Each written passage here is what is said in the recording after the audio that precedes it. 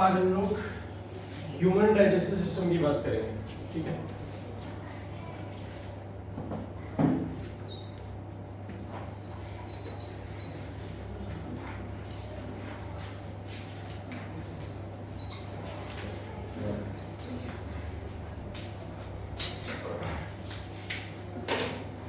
ठीक है, सो हम लोग डाइजेस्टिव सिस्टम की बात करेंगे आज। And again let us come back to that thing. हमने कहा था कि जो डाइजेस्टिव सिस्टम होता है उसका काम क्या है, कॉम्प्लेक्स सब्सटेंसेस को किसमें कन्वर्ट करेगा, पहले वो सिंपलर सब्सटेंसेस में, और फिर सिंपलर सब्सटेंसेस का एब्जॉर्ब करके उसके अंदर से एनर्जी बनाएंगे। ये मेजर काम था। तो हमारा डाइजेस्टिव सिस्टम का जो मेजर काम है वो कॉम्प्लेक्स सब्सटेंसेस को कन्वर्ट करके सिंपलर सब्सटेंसेस में ब्रेक करना है। सबसे पहला मेजर काम उसका ये चीज़ है। हमारे पास मल्टीपल, अच्छा हम लोग जो खाते हैं उसके अंदर, खाने के अंदर क्या क्या चीजें होती हैं, जैसे एक हो गया प्रोटीन और ग्लूकोज, जैसे हम लोग कहते हैं प्रोटीन्स हो गए, एक हो गया proteins, glucose is an example of something, carbohydrates, glucose is an example of carbohydrates, ठीक है। प्रोटीन्स हो गए, कार्ब्स हो गए, और विटामिन, फैट्स हो गए, ठीक है, और विटामिन्स बोला, विटामिन्स बोले, मिनरल्स, और मेरे पास होगा मिनरल्स, ठीक है। हम सबके बारे में बात करेंगे, ठीक है। सबसे पहले हम लोग स्टार्ट करते हैं मिनरल्स के साथ। मिनरल्स क्या होते हैं, बेसिकली आयंस होते हैं, मेटल के आयंस होते हैं, जैसे फॉर एग्जांपल पोटेशियम आयंस हो गए, सोडियम आयंस हो गए। इनकी जरूरत हमें बॉडी में कब पड़ती है, हम जब भी एक्सरसाइज करते हैं तो हमारा स्वेट लॉस होता है, स्वेट लॉस के साथ हमारी बॉडी के आयंस भी निकलते हैं। जब किसी को डिहाइड्रेशन हो जाती है, या फिर फॉर एग्जांपल किसी को लूज मोशंस हो गए या डिहाइड्रेशन हो गई, तो उसको सबसे पहले हम लोग क्या चीज देते हैं, ओआरएस देते हैं, ठीक है। ओआरएस नहीं देते तो हम उसे बोलेंगे कि नारियल पानी पी लो। क्यों बोलते हैं नारियल पानी, क्योंकि नारियल पानी में बहुत सारे इलेक्ट्रोलाइट्स होते हैं, बेसिकली सोडियम आयंस हो गए, पोटेशियम आयंस हो गए, मेटल के आयंस बहुत सारे होते हैं, ठीक है। तो उससे क्या होता है, हमारी बॉडी का जो वाटर का जो सिस्टम है, वाटर रेगुलेशन का जो सिस्टम है, वो अच्छे से स्मूथली चलता रहता है, ठीक है। अच्छा, तो मिनरल्स के साथ क्या चीज है, मिनरल्स सीधा आयंस होते हैं, आयंस को ब्रेक डाउन करने की तो जरूरत नहीं है, वो तो एज इट इज एब्जॉर्ब हो जाते हैं। अगर कोई, जैसे फॉर एग्जांपल जैसे हमारे क्रिकेटर्स होते हैं या फिर फुटबॉलर्स हैं, जो एथलीट्स हैं, तुम लोगों ने उनको एनर्जी ड्रिंक्स पीते हुए देखा होगा, फॉर एग्जांपल गैटोरेड पीते हैं। गैटोरेड बहुत ज्यादा वाइडली मार्केटेड ब्रांड है। तो उसके अंदर क्या चीज होता है, उसके अंदर सोडियम और पोटेशियम के आयंस होते हैं, पानी के अंदर मिक्स्ड होते हैं, ठीक है। उसके अंदर शुगर्स बहुत कम होती हैं, मोस्टली आयंस होते हैं उसके अंदर, ठीक है। आप उनको डायरेक्टली ओआरएस भी दे सकते हो, ठीक है, थैंक यू। आप उन्हें ओआरएस भी दे सकते हो, लेकिन ओआरएस से, क्योंकि ओआरएस के अंदर शुगर्स इतनी ज्यादा नहीं होती है, तो एनर्जी भी उसके अंदर थोड़ी कम मिलेगी, ठीक है। तो इसीलिए वो डायरेक्टली वो पीते हैं। अब उसके अंदर क्या चीज है, हमारी बॉडी उन आयंस को डायरेक्टली एब्जॉर्ब कर लेती है, तो डाइजेशन का कोई लेना देना उसके अंदर नहीं है। तो हम लोगों ने मिनरल्स के बारे में तो नहीं पढ़ना। नेक्स्ट आता है विटामिन के अंदर। विटामिन भी जो होते हैं ना, ये भी सॉल्युबल होते हैं, सीधा हमारी बॉडी डायरेक्टली एब्जॉर्ब करती है, इनको ब्रेक डाउन करने की इसको जरूरत नहीं पड़ती है। सेम कहानी, तो हम लोगों ने विटामिन के बारे में भी नहीं पढ़ना, हमें पढ़ना है इन तीन चीज के बारे में, प्रोटीन्स, कार्बोहाइड्रेट्स और फैट्स के बारे में। हमारी बॉडी इन तीन चीजों को कैसे रिलेट करती है, क्या करती है, ठीक है। सबसे पहले थोड़ी सी बैकग्राउंड देता हूं मैं कार्बोहाइड्रेट्स के बारे में। कार्बोहाइड्रेट्स आर बेसिकली शुगर्स, चीनी, और चीनी के मल्टीपल टाइप्स होते हैं। सबसे सिंपल फॉर्म ऑफ चीनी जो होती है, तूने बोला था, क्या बोला था तूने, सबसे सिंपल फॉर्म ऑफ जो शुगर होती है that is glucose. Glucose is C6H12 C6H12O6, ठीक है। तो ये जो ग्लूकोज है ना, ये एक सिंगल मॉलिक्यूल है जिसके अंदर मेरे पास 24 एटम्स हैं। ये एक सिंगल मॉलिक्यूल है ग्लूकोज का। इसको शुगर्स जो होती है ना, शुगर्स को हम लोग बोलते हैं सैकराइड्स। क्या बोलते हैं, सैकराइड्स, SACCHIDES, सैकराइड्स बोलते हैं। शुगर्स होती हैं सैकराइड्स। अब सैकराइड्स जो होती हैं ये मल्टीपल भी हो सकती है, सिंगुलर भी हो सकती है। जैसे for example glucose is an example of a monosaccharide. Monosaccharide का मतलब, मोनो का मतलब क्या हो गया, सिंगल, ठीक है। अच्छा, इसके अलावा जैसे फॉर एग्जांपल मैं आपको देता हूं सुक्रोज बोलता हूं। सुक्रोज, सुक्रोज क्या होता है, दो ग्लूकोज के मॉलिक्यूल्स को जब मैं एक साथ जोड़ दूंगा, this is also glucose and this is also glucose, तो दो ग्लूकोज के मॉलिक्यूल्स को जब मैंने साथ में जोड़ दिया तो वो कहलाती है sucrose. Sucrose is also an example of a saccharide but it is not a monosaccharide, it is अ, दो वाले को क्या बोलेंगे, डाइसैकराइड। क्या बोलेंगे, डाइसैकराइड। तो ये जो सुक्रोज जो है, this is an example of disaccharides, ठीक है। ट्राइसैकराइड में कितने होंगे, 3। पॉली में कितने होंगे, 3 से ज्यादा, 2 से ज्यादा, कुछ भी, कितने भी हो सकते हैं। हम लोग जो खाते हैं खाना वो मिक्स्ड होता है, उसके अंदर मोनो भी होता है, डाई भी होता है, ट्राई भी होता है, पॉली भी होता है, मल्टीपल होते हैं, ठीक है। तो हमारी बॉडी को क्या करना है, हम लोग बेसिकली क्या देते हैं, जैसे फॉर एग्जांपल हमारे पास कुछ पॉलीसैकराइड्स होते हैं जिनकी बहुत लंबी लंबी चेन्स होती है। जैसे for example this is a very long chain of a saccharide. तो हमारी बॉडी क्या करेगी, हमारी बॉडी को क्या करना है, चेन्स को तोड़ के इंडिविजुअल यूनिट्स चाहिए उसको, ठीक है। तो ये शुगर्स के बारे में हम लोगों ने थोड़ी बहुत ही नॉलेज ली कि भाई शुगर्स हमारी कैसे काम करती है, हमारी बॉडी कैसे शुगर में से एनर्जी को क्रिएट करेगी, ठीक है। अच्छा जी, अब सैकराइड के ऊपर हम लोग बात करते हैं। अब मेरे को ये कॉम्प्लेक्स सब्सटेंस था एक बड़ा सा, इस कॉम्प्लेक्स सब्सटेंस को मेरे को छोटे सब्सटेंसेस में ब्रेक करना था। जब मेरे को किसी भी कॉम्प्लेक्स सब्सटेंस को अगर मेरे को सिंपलर सब्सटेंसेस में ब्रेक करना होता है तो जो हमारी बॉडी इस्तेमाल करती है इस चीज के लिए, हम लोग उसे बोलते हैं एंजाइम, ठीक है। क्या बोलते हैं उसे, एंजाइम। लिखो एंजाइम की डेफिनेशन।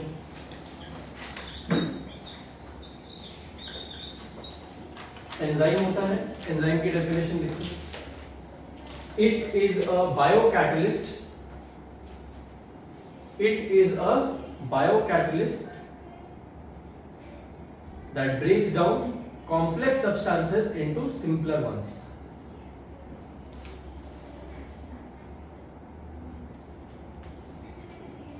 ठीक है। एंजाइम होता क्या है, enzyme is a biocatalyst, is a biocatalyst that breaks down complex substances into simpler ones, ठीक है। अच्छा, एक एक करके जो भी इस डेफिनेशन का डाइसेक्शन करते हैं, ठीक है। सबसे पहला शब्द इसके अंदर जो है, it is a bio. Bio का मतलब क्या हो गया, नेचुरल, हमारी बॉडी के अंदर प्रोड्यूस होता है, अलग से तो नहीं खाते, तो ये हमारी बॉडी के अंदर प्रोड्यूस हो रहा है, तो इस वर्ड के हमने क्या इस्तेमाल किया, बायो। सेकेंड वर्ड है कैटलिस्ट। कैटलिस्ट क्या करता था, फर्स्ट चैप्टर से क्या होता है कैटलिस्ट, मैं तुम्हारी पढ़ाई के लिए कैटलिस्ट हूं, मैं क्या कर रहा हूं, हेल्प। रिएक्शन को फास्ट कराता था without participating in the reaction. Catalyst क्या चीज होती है, जो रिएक्शन को तेज करा दे, ठीक है, लेकिन खुद पार्टिसिपेट नहीं करता। तो it is a natural catalyst that breaks down complex substances into simpler ones. Simple bare bones definition है, जो चीज करता है एज इट इज लिखी हुई है, ठीक है। एंजाइम की तो ये बात होगी। अच्छा, ये हमने बात करी। सिमिलरली जैसे हम लोगों ने इसकी बात करी है, वैसे ही हमारे पास प्रोटीन्स में भी बड़े बड़े मॉलिक्यूल्स होते हैं और हमारे पास फैट्स में भी बड़े बड़े मॉलिक्यूल्स होते हैं। जैसे जैसे हम इनके ब्रेकडाउन के ऊपर आएंगे, हम लोग उसको डिस्कस करते हैं। सबसे पहले मैंने कार्ब्स का हम लोगों ने डिस्कस किया। कार्ब्स का क्यों किया, क्योंकि सबसे पहला जो ब्रेकडाउन होता है बॉडी में कार्ब्स का ही होता है। हमारे जो हम लोग खाना खाना शुरू करते हैं, कहाँ से शुरू करते हैं, माउथ से, ठीक है। Our mouth is also known as the buccal cavity. Mouth is also known as the buccal cavity.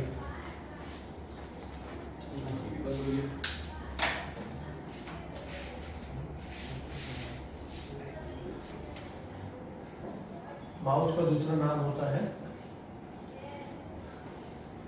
Buccal cavity.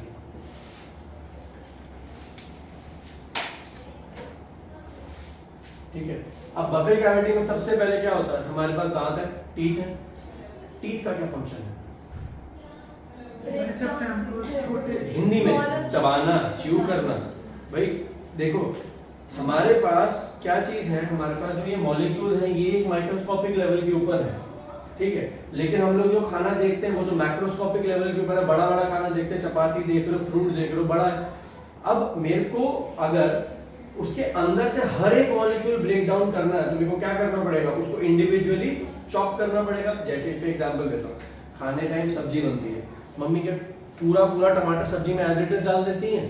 नहीं ना, उसको मिक्सी में पीसा जाता है या फिर फाइनली उसको चॉप किया जाता है। Same goes with onions, onions layered होते हैं, ठीक है, अगर उसको एज इट इज डाल दूंगा तो आउटर लेयर कुक हो जाएगी, अंदर नहीं होगा, अंदर और रह जाएगा। सिमिलरली च्यूइंग का क्या काम है, हम लोग क्या करते हैं, उसे ब्रेक डाउन करते हैं, फिजिकली हम लोग उसको ब्रेक डाउन करते हैं। तो हमारे टीथ का सबसे पहला फंक्शन होता है च्यू करना फूड को, टू ब्रेक डाउन फिजिकली, ठीक है। उसके बाद हमारे साथ मुंह के अंदर और क्या चीज है दांतों के अलावा? थूक, सलाइवा, ठीक है। तो हम लोग जब च्यू करते हैं तो हम लोग अपने फूड के साथ, चबाए हुए फूड के साथ सलाइवा भी मिक्स करते हैं, ठीक है। अब सलाइवा जब हम लोग मिक्स करते हैं, सलाइवा के साथ ना, सलाइवा का फंक्शन होता है कि खाने को गीला कर देता है। जैसे मैं एग्जांपल देता हूँ, तुम लोगों ने मोनाको बिस्किट होंगे, मोनाको बिस्किट खाए होंगे, और 50-50 भी होते हैं जो सॉल्ट क्रैकर्स जिनको बोलते हैं।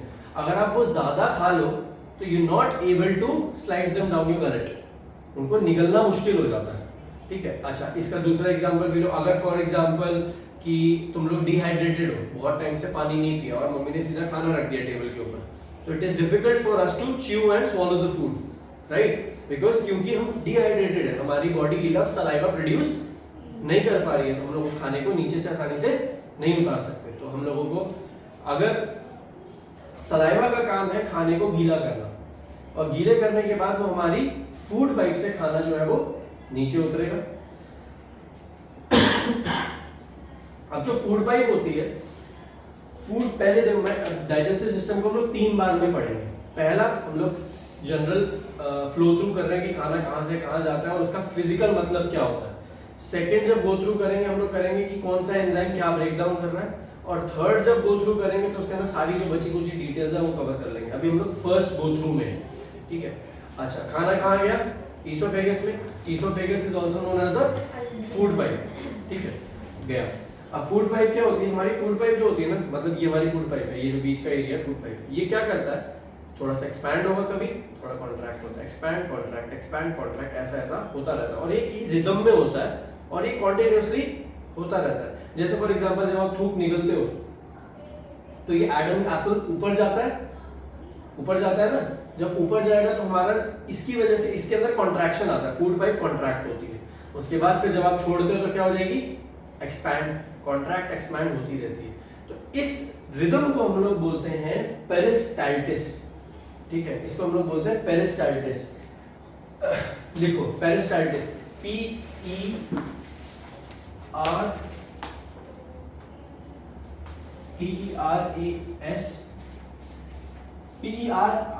P-E-R-I-S-T-A-L-T-I-S, पेरिस्टाल्टिस।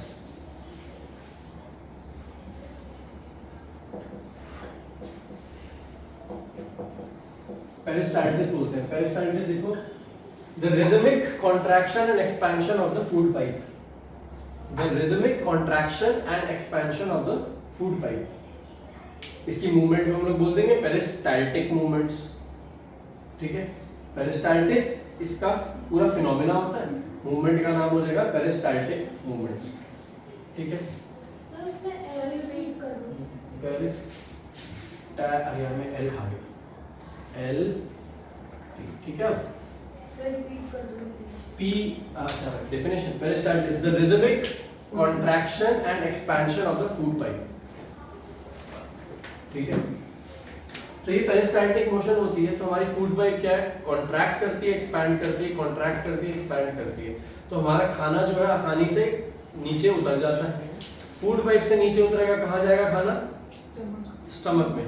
नेक्स्ट स्टॉप है हमारे पास स्टमक, ठीक है।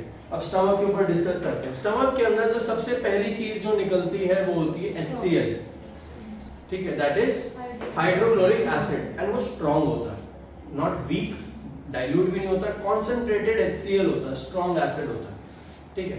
अच्छा, एक बात बताओ, अगर कोई अपना हाथ या फिर कोई भी मांस का टुकड़ा HCl के अंदर डालेगा, क्या होगा उसके साथ? सड़ने लग जाएगा, वो सड़ने लग जाएगा। देखो, खाना खाने के बाद हमारी स्टमक का काम है खाने को सड़ाना। क्या काम है उसका? खाने को सड़ाना। एक्चुअल में हमारा फूड जो है हमारे पेट के अंदर सड़ता है, ठीक है। अच्छा, तो अब जो HCl है सबसे पहला काम करेगा फिजिकली खाने को डिकम्पोज करेगा, राइट, ठीक है। तो अब सबसे पहली जो चीज हमारी बॉडी के अंदर निकलती है वो होती है HCl, ठीक है। HCl कौन निकालता है? इसको हम लोग बोलते हैं गैस्ट्रिक ग्लैंड,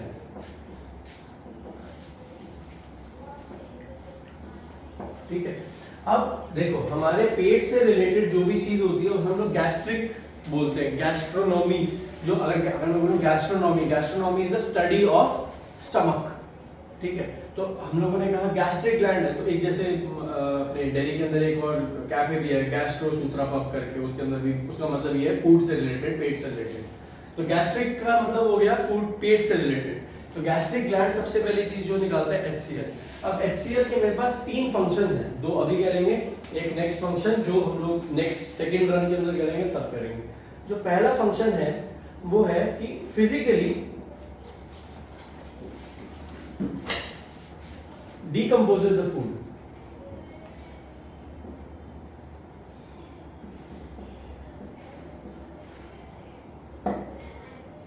खाने को फिजिकली ब्रेक डाउन करता है, सबसे पहली चीज तो ये करता है, बेसिकली खाने को सड़ाता है। ये स्टेप का मतलब है खाने को सड़ाना, ठीक है। सेकंड स्टेप, अगर मैंने कुछ खाना खाया उसके अंदर कोई भी माइक्रो ऑर्गेनिज्म या बैक्टीरिया, कोई भी अनवांटेड चीज चली गई जो जिंदा है, क्या करेगा? एसिड उसके साथ उसको मार देगा। तो सेकंड स्टेप क्या होगा? Kills the unwanted bacteria.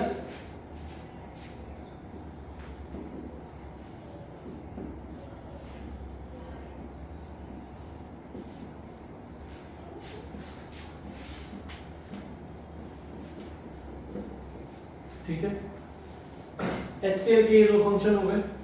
HCl ने आपका सबसे पहले खाने को सड़ाया, उसके बाद जो काम की चीज नहीं है, जो भी जिंदा चीज अंदर चली गई खाने के साथ, उसको मार दिया, ठीक है। अच्छा, खत्म कहानी HCl का काम। अब HCl से हमारी बॉडी के अंदर क्या क्या होता है उसके बारे में बात करते हैं।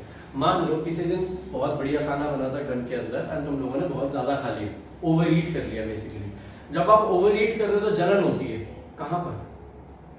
चेस्ट में, पेट में, पेट से ऊपर होती है जलन, हमेशा मोस्टली चेस्ट साइड में होती है। इस प्रॉब्लम को क्या कहते हैं? क्या कहते हैं? एसिडिटी। इस प्रॉब्लम को क्या कहते हैं? एसिडिटी। अच्छा, एसिडिटी क्यों हो रही है? हमारे पेट के अंदर कौन सा एसिड है? HCl। आपने खाना खा लिया बहुत ज्यादा, तो बेसिकली आपका जो स्टमक है वो कंप्लीटली फिल हो चुकी है, ठीक है। हमारे गैग रिफ्लेक्सेस होते हैं या फिर डकार आ गया, बर्प आ गया, तो क्या होगा? गैग रिफ्लेक्सेस से वो ऊपर की तरफ आना शुरू होता है, उबाक बोलते हैं ना जिसको, उबाक आई तो हमारा खाना वापस स्पर्ट बैक करता है, ठीक है। जब खाना स्पर्ट बैक करेगा तो स्टमक से वापस कहां घुसेगा? चेस्ट के अंदर। अब फूड पाइप के अंदर कोई प्रोटेक्शन तो है नहीं है ना कोई प्रोटेक्शन।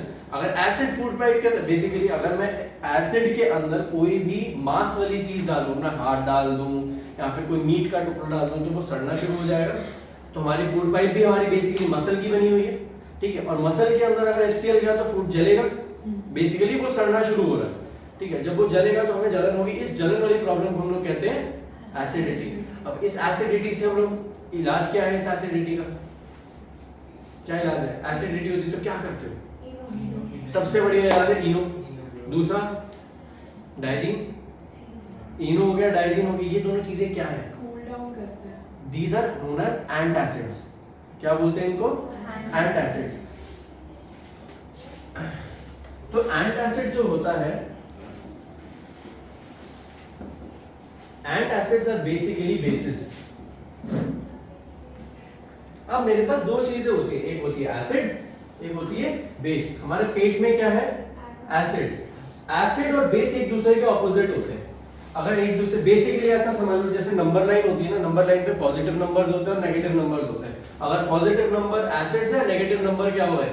बेसिस। अगर मैं 5 और -5 को ऐड करूं, आंसर क्या आएगा? 0। तो अगर मैं एक स्ट्रॉन्ग एसिड और एक स्ट्रॉन्ग बेस लूं और दोनों को मिला दूं तो वो न्यूट्रल हो जाएगा, यही होगा। Antacids are basic in nature. तो हम लोग जब भी खाते हैं एंटासिड को तो क्या होगा? एंटासिड हमारे इससे फूड पाइप से नीचे उतरेगा। जब वो फूड पाइप से नीचे उतरेगा, क्योंकि वो बेसिक इन नेचर है, तो क्या करेगा? सारे के सारे एसिड को न्यूट्रलाइज करता चला जाएगा और आपकी जलन हो जाएगी खत्म। ठीक है, एंट एसिड के अंदर जो बेसिस है, सबसे ज्यादा जो इंपॉर्टेंट बेस होता है उसको हम लोग कहते हैं, देखो, मिल्क ऑफ मैग्नीशिया।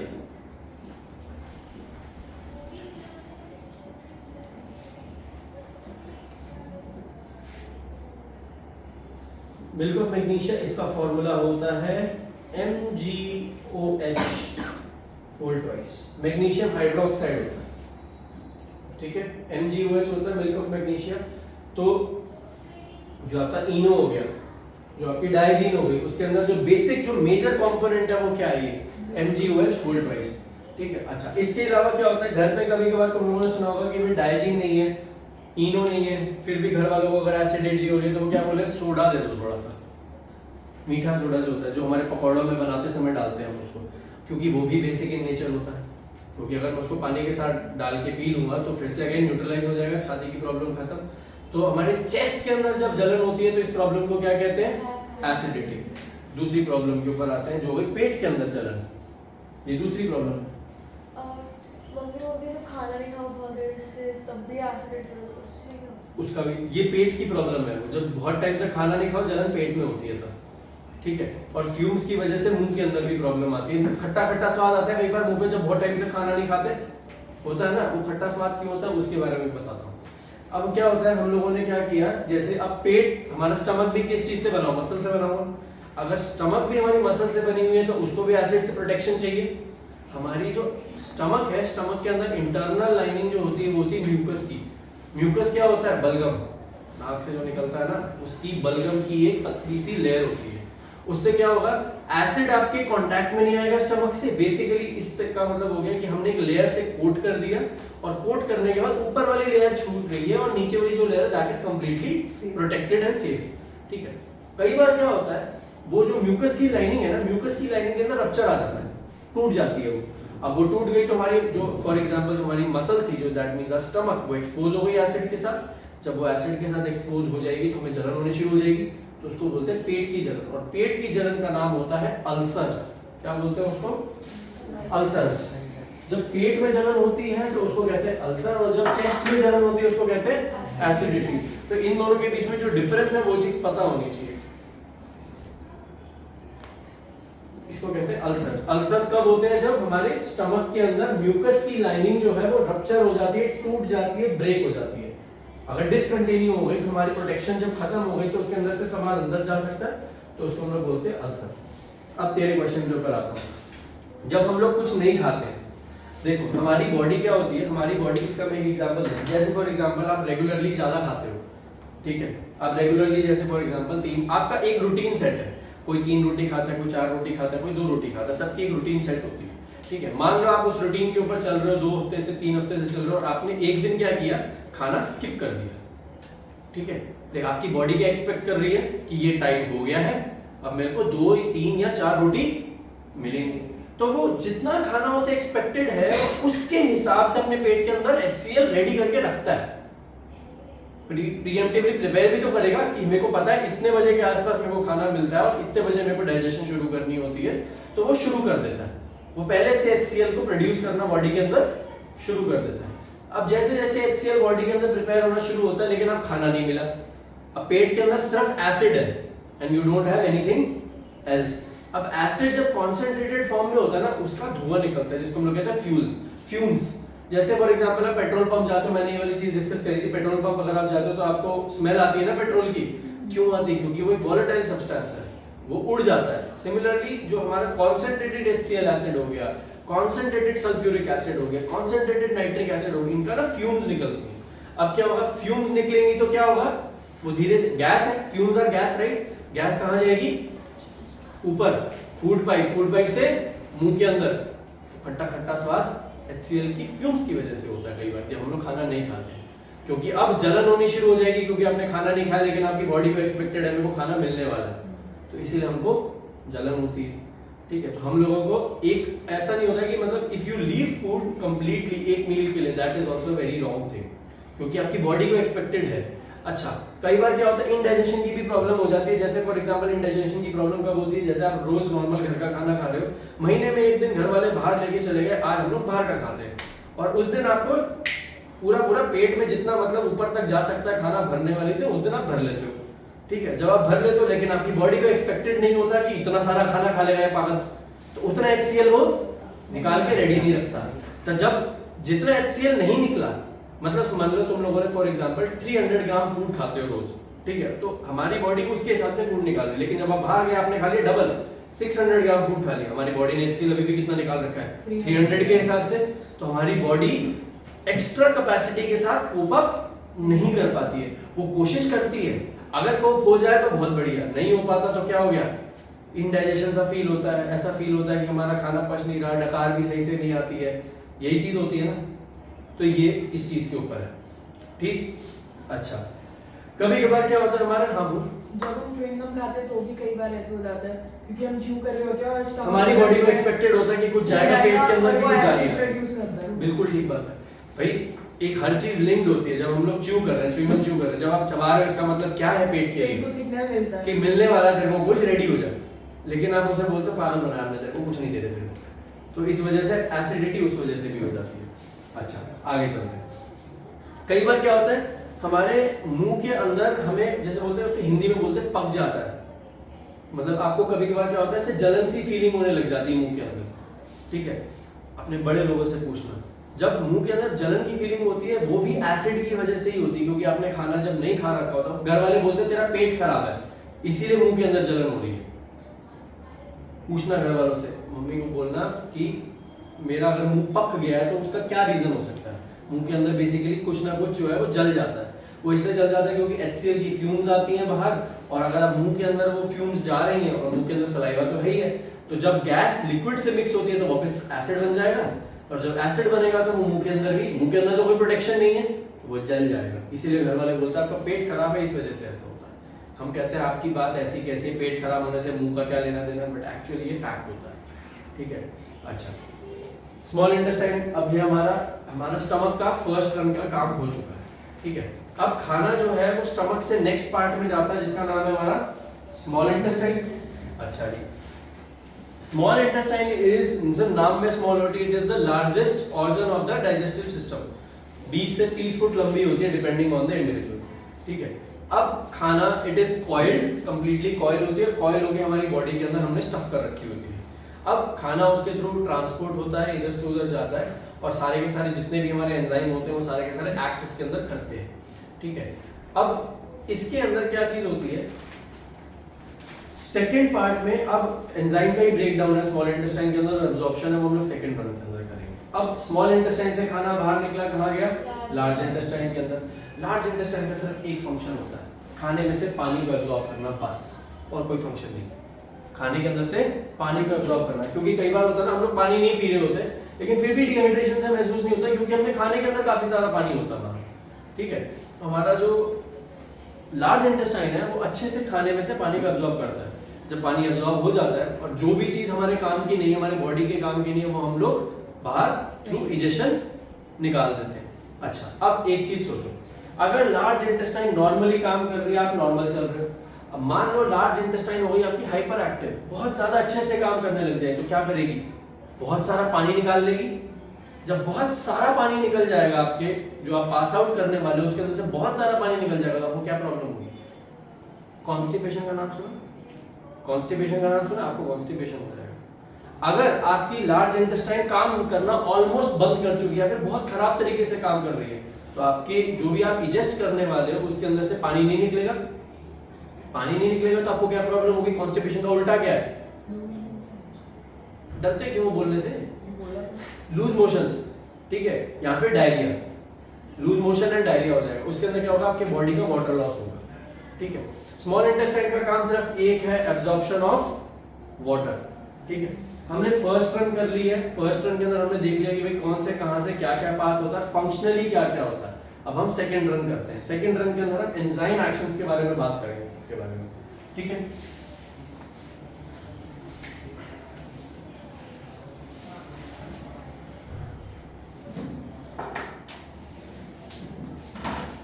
अच्छा, सेकंड रन के अंदर सबसे पहले हम लोग बात करते हैं, वापस से आते हैं माउथ के अंदर। सबसे पहले आते हैं हम लोग माउथ में। माउथ में जो सबसे पहला एंजाइम निकलता है वो सलाइवा है, सलाइवा के अंदर भी एक एंजाइम होता है जिसको हम लोग कहते हैं सलाइवरी एमाइलेज।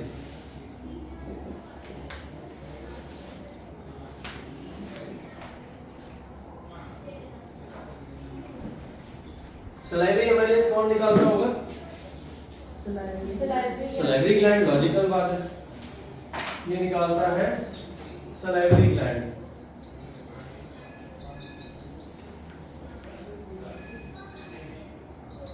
अब देखो हमारे पास जो भी एंजाइम हम लोग करेंगे, एंजाइम के अंदर हमारे पास क्या चीज जो इंपॉर्टेंट होती है, कौन निकालता है, कहाँ निकलता है और क्या करता है, ये तीन चीजें इंपॉर्टेंट होती है, कौन क्या कहाँ।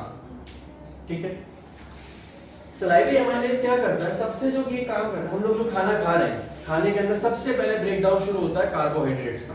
ठीक है, एग्जांपल देता हूँ, जैसे फॉर एग्जांपल आपने ली ब्रेड, ठीक है, कच्ची ब्रेड ली, कच्ची ब्रेड को आपने चबाना शुरू किया और चबाते चले गए और आपने उसको बेसिकली स्वॉलो नहीं किया। जब आप उसे स्वॉलो नहीं करोगे तो ब्रेड के अंदर बहुत सारा कार्बोहाइड्रेट होता है, वो कार्बोहाइड्रेट धीरे धीरे ब्रेक डाउन होना शुरू होगा और वो कन्वर्ट हो जाएगा शुगर्स के अंदर और आपको धीरे धीरे हल्का हल्का मीठा मीठा टेस्ट आना शुरू हो जाएगा। ठीक है, सेकेंड एग्जाम्पल देता हूँ मिल्क का। अगर आप मिल्क अपने मुंह के अंदर थोड़ी देर के लिए फॉर एग्जांपल अगर रखते हो और उसके अंदर अगर सलाइवा धीरे धीरे मिक्स होता है तो मिल्क भी धीरे धीरे मीठा मीठा सा फील होने लग जाता है, क्योंकि milk is a complete food, उसके अंदर कार्ब्स भी हैं, फैट्स भी हैं, प्रोटीन्स भी हैं, मिनरल्स भी, सब कुछ है। ठीक है, कार्बोहाइड्रेट्स ब्रेक डाउन होके शुगर्स में कन्वर्ट होने लग जाते हैं। तो एमाइलेज का जो फंक्शन होता है, breaks down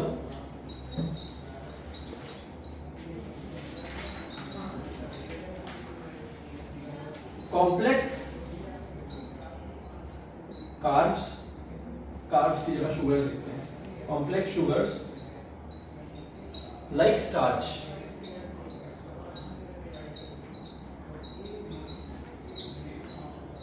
into simpler sugars.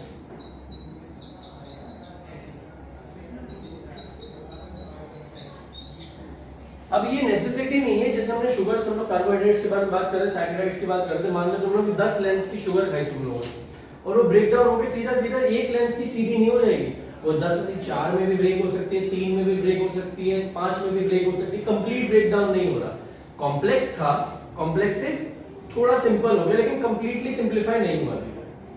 ठीक है, तो तुम्हें हल्का हल्का मीठा स्वाद उसके अंदर से आएगा।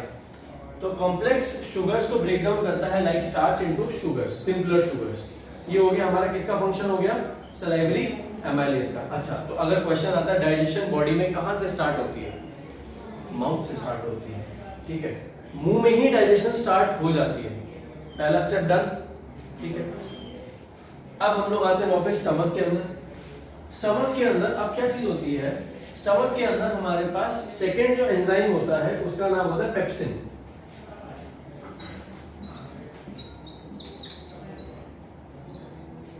जो एंजाइम है इसको मैं नंबर 2 लिखता हूं, इसका नाम है पेप्सिन। अब ये पेप्सिन एक ऐसा एंजाइम है, ये सिर्फ काम तभी करता है अगर एसिडिक मीडियम हो। कब काम करेगा, जब एसिडिक मीडियम हो, और पेट में एसिडिक मीडियम के लिए हमारे पास एक आइटम पहले से पड़ा हुआ है, क्या है, HCl। तो इसका थर्ड फंक्शन क्या हो जाएगा, प्रोवाइड्स एसिडिक मीडियम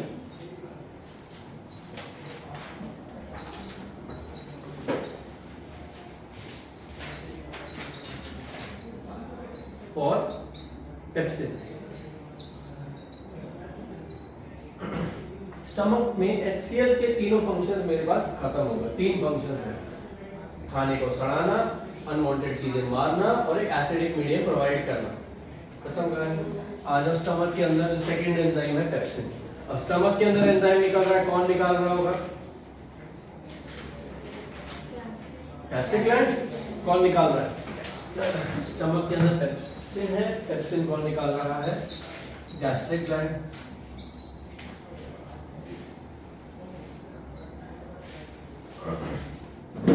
अब पेप्सिन जो है ये काम करना शुरू होता है, सबसे बढ़िया बात है पी से पेप्सिन, और हमारे पास तीनों चीज में पी से क्या था, प्रोटीन्स।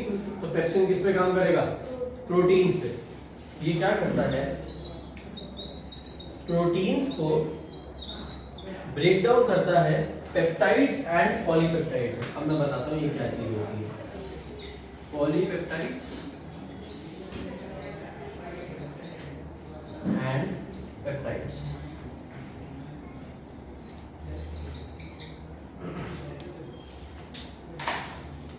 प्रोटीन्स को ब्रेक डाउन करता है पेप्टाइड्स एंड पॉलीपेप्टाइड्स में। अब हम लोगों ने फॉर एग्जांपल मैं कहता हूं ये वाला पार्ट रब कर दूं, ठीक है। मान लो तुम्हारे पास 1 किलोमीटर लंबी रोप है, ठीक है।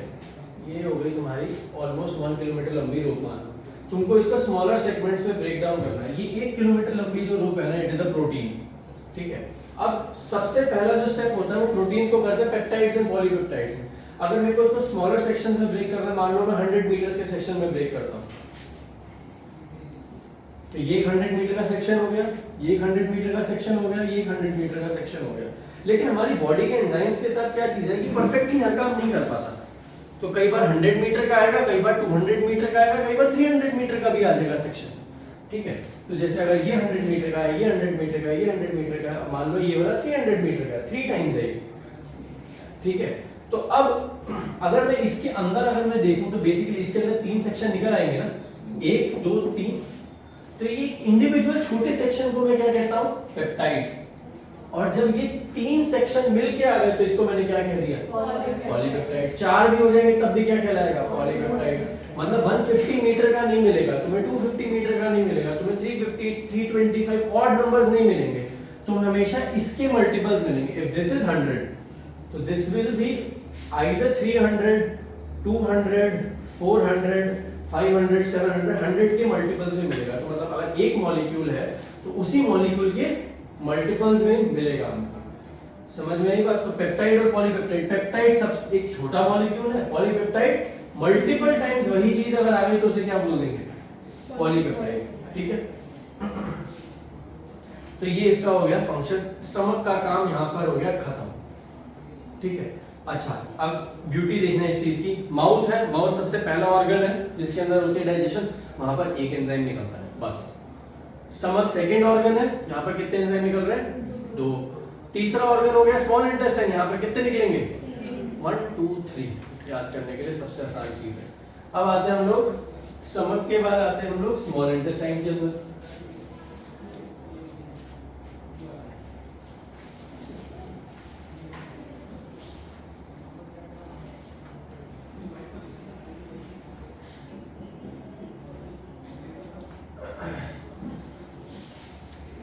स्मॉल इंटेस्टाइन में हमारे पास जो सबसे पहली चीज निकलती है वो होती है बाइल जूस।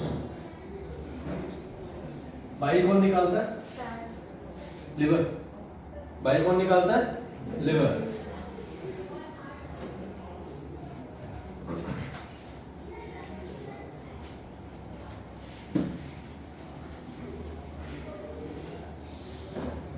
और जो दूसरी चीज निकलती है नंबर 1 और नंबर 2 मेरा हो गया पेप्सिन का दूसरा भाई है जिसको बोलते हैं लोग ट्रिप्सिन।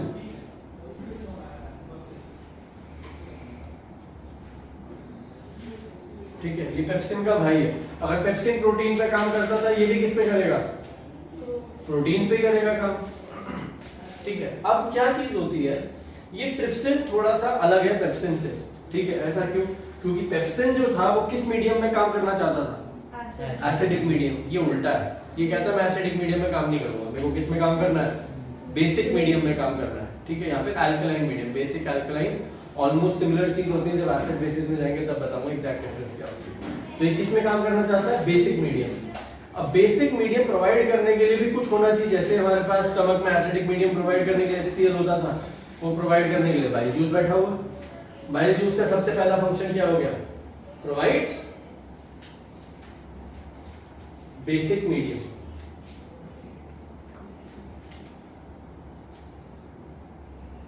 For trypsin. एक और तीसरा भाई भी होता है एलिप्सिन, वो हमारे सिलेबस में नहीं है। पेप्सिन, ट्रिप्सिन, एलिप्सिन, ये तीन भाई हैं जो प्रोटीनों के ऊपर काम करते हैं, लेकिन एलिप्सिन हमारे सिलेबस में नहीं है, तो हम सिर्फ पेप्सिन और ट्रिप्सिन पढ़ते हैं। ठीक है, सबसे पहला फंक्शन तो इसका ये हो गया। अब मैं आता हूं बाइल जूस के सेकंड फंक्शन के ऊपर। अब बाइल जूस के सेकंड फंक्शन को समझने के लिए हम लोग होली की तरफ चलते हैं। जब होली खेलने जाते हो तो घर वाले क्या बोलते हैं, या तो तेल लगा लो बालों के ऊपर, अपने बॉडी के ऊपर ऑयल लगा लो, या फिर अच्छे से क्रीम लेकर जाना, क्यों बोलते हैं? प्रोटेक्टेड रहोगे, आपकी स्किन के ऊपर नहीं लगेगा कलर, किसके ऊपर लगेगा? ऑयल की लेयर के ऊपर लगेगा या फिर क्रीम की लेयर के ऊपर लगेगा कलर, ये रीजन होता है।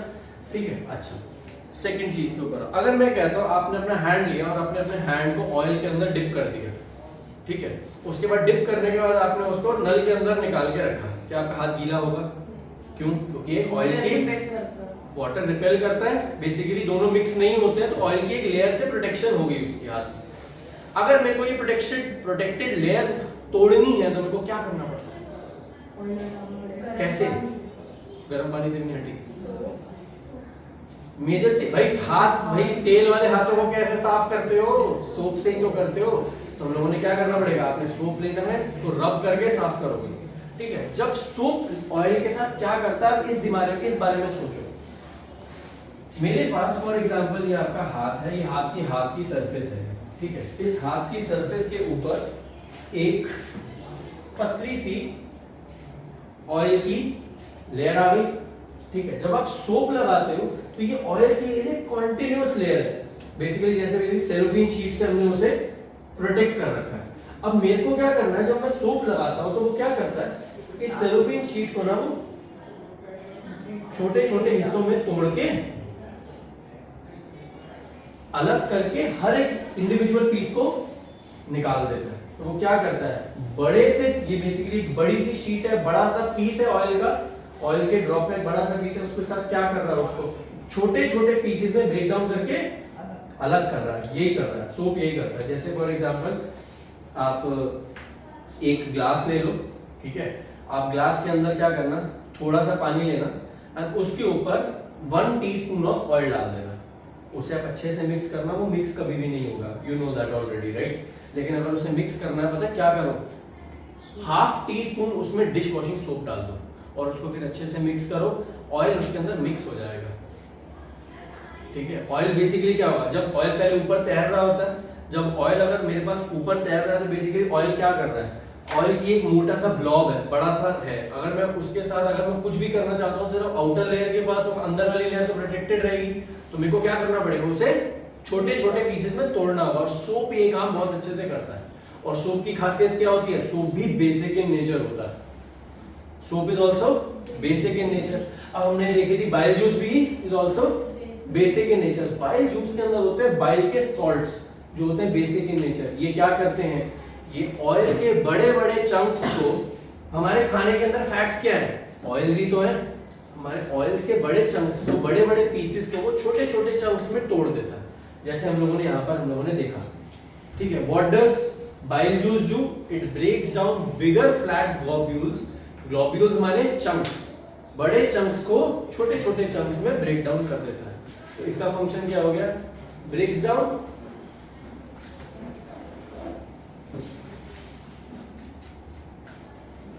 big fat globules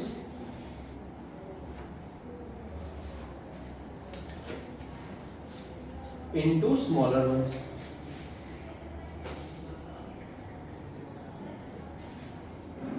ठीक है, समझ में आया कि भाई क्या करता क्या है, तेल को तोड़ता है। ठीक, और इस चीज को हम लोग कहते हैं, ये बहुत इंपॉर्टेंट चीज है, इसको हम लोग कहते हैं इमल्सिफिकेशन।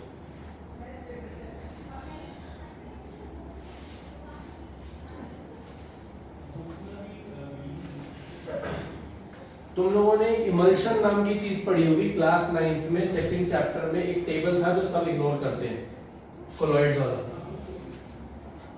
जिसके अंदर फॉग, वो सॉल, एरोसॉल और वो सब होगा जो सब इग्नोर करके चलते हैं। वो वाले टेबल के अंदर इमल्शन चीज थी।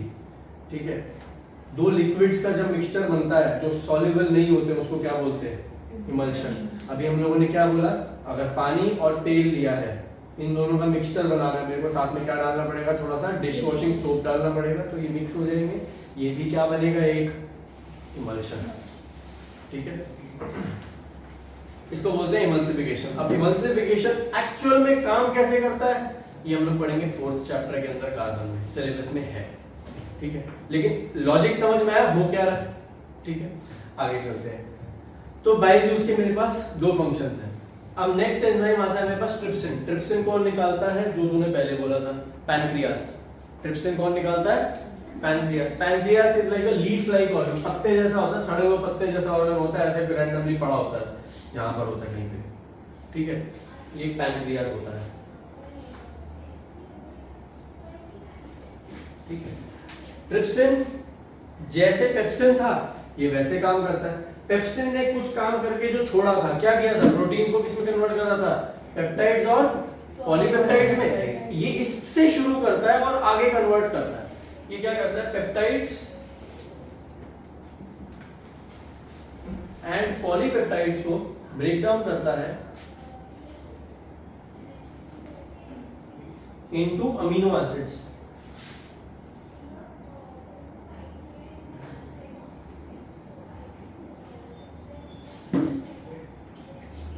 ठीक है, और ये अमीनो एसिड बहुत इंपॉर्टेंट चीज है।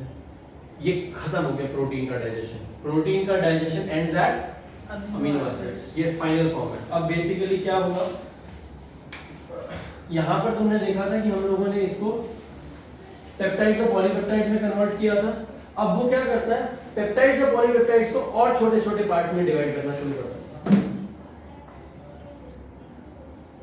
समझ गए? तो बेसिकली क्या होगा, मेरे पास एक किलोमीटर लंबे मॉलिक्यूल के मेरे पास 10-10 मीटर के पीसेस बन गए हैं, और वो 10 मीटर का पीस जो है उसका नाम क्या है? Amino acids. वो सबसे सिंपल मॉलिक्यूल है। मैंने बताया था ना, हमारी बॉडी को हम खाना खिलाते हैं ये वाले मॉलिक्यूल्स, लेकिन हमारी बॉडी को समझ में आते हैं ये वाले मॉलिक्यूल्स। तो हमारे जो एंजाइम्स हैं वो इनको इसमें कन्वर्ट करते हैं। तो हमारे ये बड़े वाले मॉलिक्यूल्स क्या है? कौन है? Protein, fats and carbohydrates. और प्रोटीन्स का छोटा मॉलिक्यूल का नाम क्या है? Amino acids. समझ में आ गया? ठीक है। जो फाइनल एंजाइम है हमारे पास, अब ये हो गया आपका एक बाइल जूस, 2 हो गया ट्रिप्सिन, और जो तीसरा फाइनल एंजाइम है दैट इज, इसको हम लोग कहते हैं लाइपेज, LIPASE। लाइपेज भी पैनक्रियाज ही निकालता है।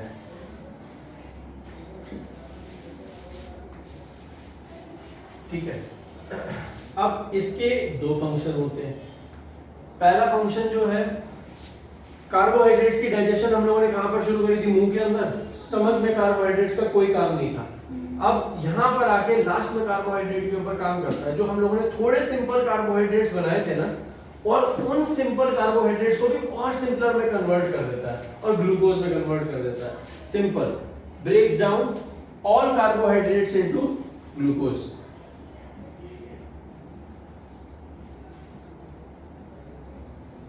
all carbohydrates into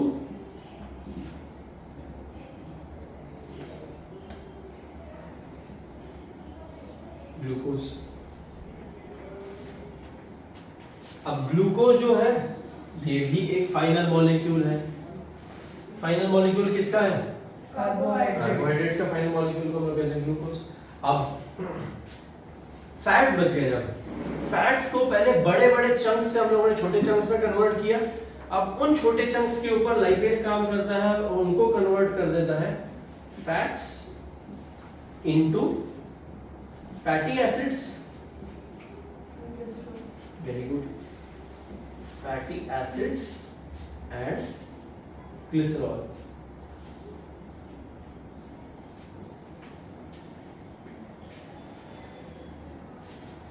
glycerol, glycerol, जो मर्जी बोलो।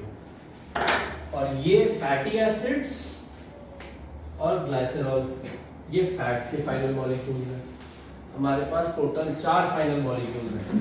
प्रोटीन्स का अमीनो एसिड्स, कार्बोहाइड्रेट्स का ग्लूकोज, और फैट्स का फैटी एसिड्स एंड ग्लिसरॉल। कहानी खत्म, डाइजेशन खत्म हो गई डाइजेशन की कहानी। यहाँ से खाना जो है लार्ज इंटेस्टाइन में जाएगा, वापस से पानी निकलेगा, पानी निकलने के बाद जो भी चीज, अब हम लोग जितना भी कुछ खाते हैं हम सब कुछ तो डाइजेस्ट नहीं कर पाते। जो भी अनवांटेड चीज है जिसको हम कुछ नहीं कर पाए, जिसको डाइजेस्ट नहीं कर पाए, वी इजेस्ट दैट, उसे बाहर निकाल देते हैं। ठीक, ये हो गई हमारी सेकंड रन। अब आते हैं हम लोग थर्ड रन के ऊपर। खाना वापस से ऊपर से आया, अंदर तक गया, स्मॉल इंटेस्टाइन तक आया। अब स्मॉल इंटेस्टाइन में क्या हुआ? पावर हाउस कौन था? माइटोकॉन्ड्रिया सेल का। तो हमारे पास पूरी बॉडी के अंदर सेल्स हैं, और हर सेल के अंदर क्या है, माइटोकॉन्ड्रिया। माइटोकॉन्ड्रिया पावर हाउस है, अगर पावर हाउस है तो उसको रॉ मटेरियल भी पहुंचाना है। अब रॉ मटेरियल जलाने का कौन सी चीजें हैं, अमीनो एसिड जलता है, ग्लूकोज जलता है, फैटी एसिड जलते हैं और ग्लिसरॉल जलता है। ये चार जो आइटम जो हम लोगों ने तोड़ के जो छोटी लकड़ियां इकट्ठी करी हैं, इन लकड़ियों को हमें अब हर एक माइटोकॉन्ड्रिया के पास पहुंचाना है। वो जलाएगा इससे और इससे क्या निकलेगी, एनर्जी निकलेगी। ठीक, अच्छा अब ट्रांसपोर्ट कौन करेगा भाई, और तो कोई नहीं कर सकता, ब्लड ही करेगा ट्रांसपोर्ट। अब ब्लड के पास ये सामान कैसे पहुंचेगा, एब्जॉर्ब करेगा ब्लड। ठीक है, अब एक सेकंड फिर साइड आओ। अब मैं दो एग्जांपल लेता हूँ, एक लेते हैं हैंडकरचिफ लेते हैं, एक लेते हैं टाल। ठीक है, जमीन पे पानी गिर गया है, एक साइड पे आपके पास टाल पड़ा हुआ है, एक साइड पे हैंडकरचिफ गिरा हुआ है, क्या इस्तेमाल करोगे, क्यों, टॉवल ढंग से एब्जॉर्ब कर लेता है। ठीक है, क्यों करता है टाल ढंग से, एक हैंडकरचिफ और एक टाल के अंदर क्या फर्क होता है, वो जो टाइनी थ्रेड्स जो ऐसे ऐसे होते हैं, आपकी जो टाल की जो सरफेस होती है उसके ऊपर कुछ ऐसी ऐसी चीजें बनी होती हैं, थ्रेड्स की ऐसी ऐसी चीजें बनी होती हैं। ठीक है, ये हो गया। बेसिकली इसका कहने का मतलब है जो भी चीज एब्जॉर्ब करेगी सामान को, उसका सरफेस एरिया ज्यादा होना चाहिए। ठीक है, एग्जांपल और लेता हूँ, जैसे तुम्हारे पास वो होते हैं ना स्क्रब्स, जो स्पंजेस होते हैं, स्पंज छोटा सा होता है लेकिन बहुत सारा पानी एब्जॉर्ब कर लेता है। क्यों, उसके अंदर पोर्स होते हैं। पोरस होता है, पोरस होने से क्या होगा, सरफेस एरिया बढ़ेगा और जितना सरफेस एरिया बढ़ेगा उतना ज्यादा अच्छा एब्जॉर्बर भी होगा।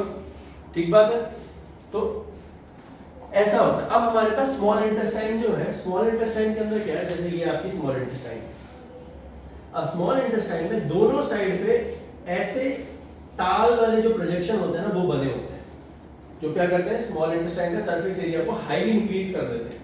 और ये जो फिंगर लाइक प्रोजेक्शन होती है, इनको बोलते हैं फिंगर लाइक प्रोजेक्शन है, finger like projections known as विलाय, इसको बोलते हैं विलाय। ठीक है, ये विलाय जो होती हैं, these increase the surface area of the small intestine, और जब सरफेस एरिया इंक्रीज हो जाएगा तो क्या होगा, एब्जॉर्प्शन आसानी से हो पाएगी और ज्यादा भी हो पाएगी। अब ये जो इंडिविजुअल हर एक विलाय होती है, इसके अंदर ब्लड वेसल्स होती है। ठीक है, और सारा का सारा जो भी डाइजेस्टेड फूड है, basically amino acid, glucose, fatty acids और ग्लिसरॉल, ये चारों के चारों इन विलाय के थ्रू कहां चले जाते हैं, ब्लड में, और ब्लड हमारा वापस डिलीवरी के लिए निकल जाता है, सामान पूरी बॉडी को पहुंचाने के लिए। ठीक है, इसीलिए जब आपका खाना, जब आप खाते हो, खाना खाने के बाद बोला जाता है कि भाई ज्यादा एक्सरसाइज नहीं करो, खाना खाने के बाद आप वॉक करो, भागो नहीं, खाना खाने के बाद स्विमिंग नहीं करनी चाहिए। क्यों बोलते हैं, क्योंकि आप जब खाना डाइजेस्ट कर रहे होते हो तो आपकी बॉडी जो है सारी की सारी जो एनर्जी है वो कहाँ लगा देता है, डाइजेशन में लगा देता है, पेट के अंदर लग जाती है, स्मॉल इंटेस्टाइन में लग जाती है, क्योंकि डाइजेशन भी होना है, फिर एब्जॉर्प्शन भी होना है। ठीक है, जब खाने के बाद आपका धीरे धीरे खाना डाइजेस्ट हो जाता है, after 2 to 3 hours, that is your most productive time. क्यों, क्योंकि आपके माइटोकॉन्ड्रिया को खाना मिल रहा है, खाना मिल रहा है तो उसे बर्न ऑफ कर रहा है, एनर्जी भी प्रोड्यूस कर रहा है, तो that is the most productive time. ठीक है, यहाँ पर ये विलाया फिंगर लाइक प्रोजेक्शंस जो highly increase the surface area to absorb all the digested food particles. ठीक, सिमिलरली ये विलाय जो होती हैं ये लार्ज इंटेस्टाइन में भी होती हैं। अब लार्ज इंटेस्टाइन में क्या एब्जॉर्ब कर रही थी, वाटर। ज्यादा एब्जॉर्ब करेगी तो कॉन्स्टिपेशन, कम एब्जॉर्ब करेगी तो लूज मोशंस या फिर डायरिया, और नॉर्मल चल रही है तो नॉर्मल है ये। ठीक है, अच्छा अब और फैक्ट्स के बारे में बात करते हैं। जैसे कि हम लोग बात करते हैं कार्निवोर्स और हर्बीवोर्स के बारे में बात करते हैं। कार्निवोर्स क्या खाते हैं, मांस खाते हैं। हर्बीवोर्स क्या खाते हैं, प्लांट्स खाएंगे, ग्रास खाएंगे, ये सब खाएंगे। अच्छा, now you tell me what is harder to digest, a grass or meat? Meat is easier to digest. Meat बहुत आसान होती है डाइजेस्ट करने के लिए। ठीक है, लेकिन ग्रास जो होती है, जो आपके ग्रीन प्लांट्स होते हैं, they are harder to digest. बोला जाता है ना, जब जैसे कि ग्रीन वेजिटेबल्स खाया करो, अगर आपको वेट रिड्यूस करना है, आपको अपने वेट को वॉच करना है, तो it is good for you to eat green vegetables, because it is harder for our body to digest those green vegetables.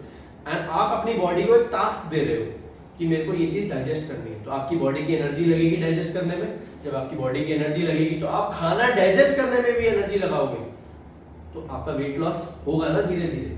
ठीक है, अब जो हमारे जो ग्रीन प्लांट्स होते हैं उनकी आउटर लेयर में क्या होते हैं, ग्रीन जो आपके जो प्लांट सेल्स होते हैं, प्लांट सेल्स के सेल मेम्ब्रेन के बाहर भी एक और आइटम होता है, क्या बोलते हैं, सेल वॉल। और सेल वॉल किससे बनी होती है, सेलुलोज से बनी होती है। तो हमारे जितने भी ग्रीन प्लांट्स हैं उनके अंदर क्या होता है, बेसिक सेलुलोज।